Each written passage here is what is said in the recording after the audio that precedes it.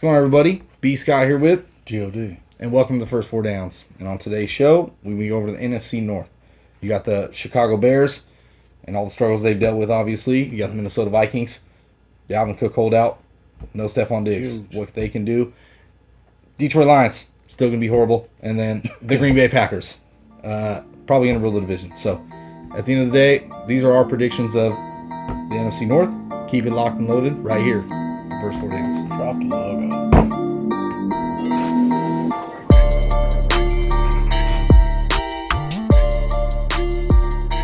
What's going on, everybody, and welcome back to the First Four Downs. Today's show, like we said in the preview, we're going to be going over the NFC North.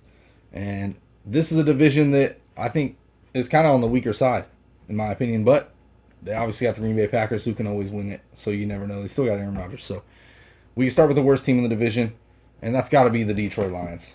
It's plain and simple. I like Matthew Stafford as a quarterback, don't get me wrong, but 2018 you saw a decline in career lows, touchdowns, yards, and that was a full 16-game season. Was he hurt during the season? Yes, but he still played all 16. You come into 2019, he misses half the season, they win 3 games.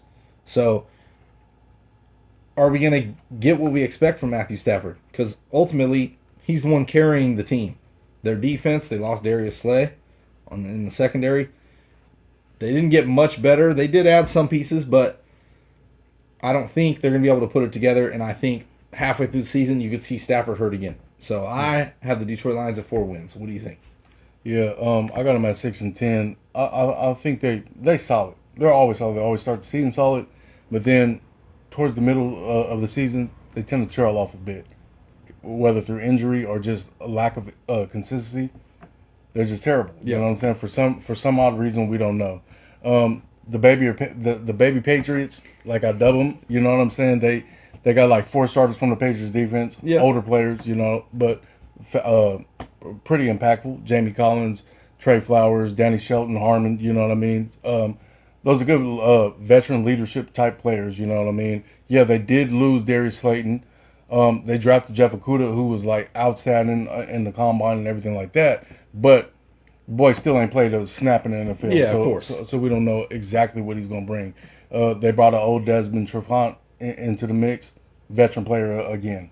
You know what I mean? They can be sneaky good. Who knows? You know what I mean? But you look on the offensive side of the board. You talk about Matthew Stafford. I think just with the weapons that he has in Marvin Jones and Kenny Golladay, and T.J. Hawkinson taking another turn at the tight end position, they have the tools there for Stafford to return to top 10, top 12 type quarterback status. Yeah.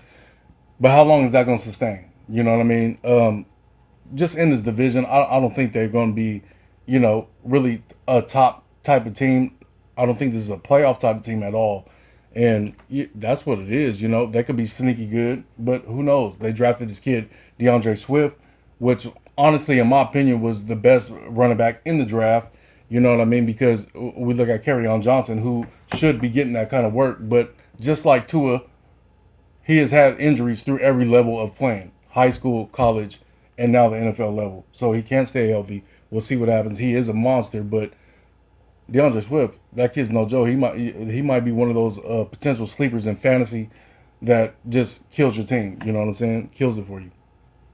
Yeah. I'm on the same boat. Marvin Jones, I feel like, is a good receiver. Kenny Golladay absolutely is the number 1 receiver. Number 1 option. Hawkinson has shown that he's been good even in his rookie season. Besides the game where he knocked himself out. Yeah, of course. Yeah. But at the end of the day, can Stafford stay healthy enough through a full season to make an impact? Yeah. And I don't know. And I'm giving him 6-10 just because of Stafford. You know what I mean? Honestly. Okay. Even at 6-10. Yeah. You could see a coaching change very soon. Yeah. You know what I mean? Realistically. So we can move on to the next team in the division. And this is a tough one. We were kind of torn on which one we were going to go here. We could jump into it and be serious. Minnesota Vikings. This is a team we think that might underachieve. I think they have Kirk Cousins. They ran a very solid offense last year. Dalvin Cook was nothing short of outstanding, and I talked a lot of trash about Dalvin Cook, honestly, before last season. He did. Okay, and I can admit it. And you know what? He proved his worth and what everybody thought he would be. He was great. Don't get me wrong. In the fantasy world, he in the fantasy world, he let you down in the championship and the playoffs. But he was still good. He got you there if you had him, possibly. Yeah. Now he's holding out. And essentially, I don't know if the Minnesota Vikings are going to be able to pay him, considering Alexander Madison, not saying he's as explosive as Dalvin Cook, has shown flashes of being a solid runner, especially between the tackles. They like to pound the football. Who knows if they're going to pay Dalvin Cook? So you got Dalvin Cook on the holdout. Now you lose Stephon Diggs also in free agency. Your secondary already lacked last year, and you lost a couple pieces there.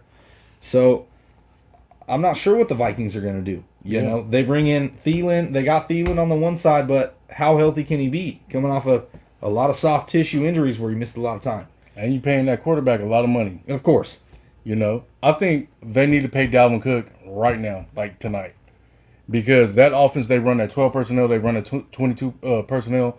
And, you know, they're basically play action type fit. Yeah. Without Dalvin Cook, that big money contract and Kirk Cousins is going to look terrible. I'm telling you. And you lose that Speedster and Stephon Diggs. Yeah, you drafted Justin Jefferson. Yep. But again, he has not played a single snap in the NFL, so we don't know exactly what he's going to bring. All you got is a lonely Thielen out there. You got Irv Smith. You got Kyle Rudolph. That's respectful. You know, that's the game they run. Yeah. But also, when you have that kind of game plan, your defense has to be dominant, as they have been in the past. Letting players go in the secondary like they did and not really address it spells a lot of trouble, especially in this division where they're flying out. You got the Green Bay Packers and you got Detroit monsters. Also, you let players like Linval Joseph go and Everson Griffin go and did nothing to replace them. I'm telling you, just looking at the schedule that they got, I see the Vikings, spoiler alert, 6-10. That's a pretty bold statement. I'm telling you. Considering they're easily a 500 type team, but without Dalvin Cook, even if Dalvin Cook pulls the Melvin Gordon role, where essentially misses close to half the season and then comes in, it's not going to be the same. You could already be in the hole by then, you know. So I could see them being negative. And then you catching up just to be 8-8. Yeah, of course. So who knows what Jefferson could be? He could be a beast. You don't know. But, that's true. You know what I mean? So you just don't know that. And I think they run a pretty sound offense to maintain solid production. But can they win football games? I don't know. Their defense, they've all relied on their defense. It's been pretty dominant in the last few years. Yeah. But you saw last year, their secondary really slipped and struggled. So we'll see what happens there. You got them at 6-10. I personally have them right around the 6-10 mark also, because they just have a tough road. I mean, honestly, even let's say best case scenario, 9-7. You're not coming close to winning this division. No, absolutely not. But they have tough home games against non-divisional foes, and their road games are ridiculous. It's like, you know what I mean? So it's a tough road for the Minnesota Vikings. I definitely could see them finishing. Seems like they're fishing for a top pick. I don't know. Unless they pay Dalvin Cook and he comes back, they could win over 8 games, you know, with Dalvin Cook. But it's going to be hard. So we can move on to the Chicago Bears. Now, Chicago Bears, Mitch Trubisky, nothing short of terrible. You know, realistically, for real. That's it. That's all you can say about Mitch Trubisky. Probably one of the worst offensive performances of a quarterback last season.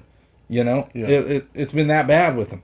So David Montgomery hopefully takes a turn and has a better sophomore year. I think he was okay last year. He wasn't horrible. Yeah, he had spots where he was just like absolutely dynamic. Absolutely. So they bring in Nick Foles. Nick Foles is already, if you wanted to call it, being overpaid at the time. Yeah. But they still brought him in on a big money contract. They went and got him. Of course. So that shows that they're looking for a quarterback, period. Yeah, he has that rapport with Matt Nagy with the Philadelphia Eagles, won an MVP with him. So I understand why they did that, because Trubisky absolutely sucks. Yes. You know what I mean? So, yeah. But the problem is who the fuck, who is he throwing the ball to? You know what I mean? Like, you got Allen Robinson there. He's like a wide receiver, too. Yeah, basically. Top wide receiver, too. Then you got Anthony Miller there. Solid slot, but not great. Who's the tight end? Jimmy Graham. Jimmy Graham, that's right. Jimmy Graham. That's a good red zone threat, you know what I mean? But Jimmy Graham ain't blocking nobody. No, and he's old. Yeah. You know, it's an old Jimmy Graham. Yeah. You seen it last year with Green Bay, so, you know, that's there. But I like the schedule there, and I like what they did to plug up the defense. You know what I mean? Another Steelers player from that defense got stolen, Artie Burns. You know what I mean? They did that. They added Khalil Mack's brother. And they added Robert Quinn, you know what I'm saying, on the other side of that pass rush to free up Khalil Mack a little bit, because you seen Khalil Mack getting double, triple team last year. You know what I mean? So, you know, I think the defense is going to be there. They were able to retain Danny Trevathan. So, you know, they've been there. That Chicago defense is still going to be that Chicago defense. Yes. You know what I mean? In that division. So, honestly, Vegas got them at 8 games. I got them at 9. Yeah, I got them right at 8-8. I think they're gonna finish right in that middle road. And if Nick Foles can produce, if he can produce, they can be probably a better team. Of course, they have absolutely a chance to win the division. That's the thing. Mitch Trubisky could not move the football at all. They had almost zero offense. Yeah. With him, so if Nick Foles can bring a little bit of light, and I'm not a Nick Foles believer personally. It's his third team. I am. I vividly remember on the line. I'm telling you 5 minutes before that Super Bowl and telling you that Nick Foles would be the MVP. Yes. I gave you the yards and everything. And the score. Nick Foles. Listen to this. Nick Foles is a Philadelphia Eagle for life, and that's it. No matter what other team he's on, he's absolutely horrible. And it showed in Jacksonville. It showed in, I want to say, who was he on, the Rams? Yeah. Right? It showed there, too. Well, I'll tell you Not good. Next season, he's going to show that he's a Chicago Bear. Okay. That sounds good. Hopefully it works out for the Bears, you know, obviously. But they're not going to win the division because you got the Green Bay Packers. Yeah. Packers fans, you don't got to worry about nothing. Yeah. Not in the division. I mean, you have the most sound football team. You didn't improve on offense, really, but that shows that they trust in Alan Lazard at the wide receiver position. You saw Aaron Jones last year, 16 touchdowns. I mean, come on. The guy can punch it in the end zone when he needs to get it done. He's one of those Jamal Charles type players, you know what I mean? Just absolutely electric. We vied for them to free Aaron Jones last year, and they did that. And he was absolutely the MVP of the Green Bay Packers last year. So, you know, that's good. They brought in A.J. Dillon for a little bit of help. That's good, too, because, you know, we've seen Jamal Williams also get hurt again. You know what I mean? So, yeah, dope. I think, you know, a lot of Green Bay Packers fans are upset that they didn't address much in the draft. You know what I mean? It's because they won that division with the players that they already had. You know what I mean? They're already pretty solid. Yeah, of course. What hurts, though, is that Jordan Love thing in the first round. They did address that, and that's kind of disrespectful. I don't know. Who knows how long Aaron Rodgers is going to tolerate as much as he can tolerate. Yeah. You know? So we'll see if he's in it to win it. But I got them winning the division, period. Yeah, absolutely. I got them finishing out at 11-5, and you know they are the most sound football team. Yeah, they have a very consistent offense. Aaron Rodgers always picks up the slack when he needs to. They know how to get the job done. Yeah, you know, plain and simple. On the road, at home, whichever else. They do have some tough opponents. Don't get me wrong. So we'll just have to wait and see on that. But the Green Bay Packers should easily roll this division. Yep. I don't see any other way. Yep. So. That's been the NFC North. Yeah. Don't forget, like the video, subscribe it, Instagram, follow us on Instagram, Facebook, whatever platform you would like. Follow us, talk to us. We're down. So it's been the first 4 downs. B. Scott, G.O.D. We out.